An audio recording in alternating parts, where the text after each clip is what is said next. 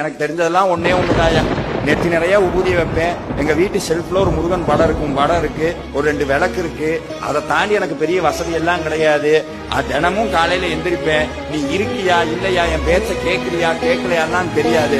ஆனா என் கடமை உன்னை பத்தி பாடுறது. அது மனசுக்குள்ள நம்ம சொல்லுவோம், கற்பனை என்றாலும் கச்சிலை என்றாலும் கந்தனே உன்னை மறவேன், உன்னை நான் மறக்கவே மாட்டேன். முருகன் நீங்க கிளம்பி வெளியே போவீங்க, முருகன் அங்கிருந்து சொல்லுவார், உன்னையும் நான் மறக்கவே மாட்டேன். நமக்கு முன்னாடி வேலும் மயிலும் போகும்.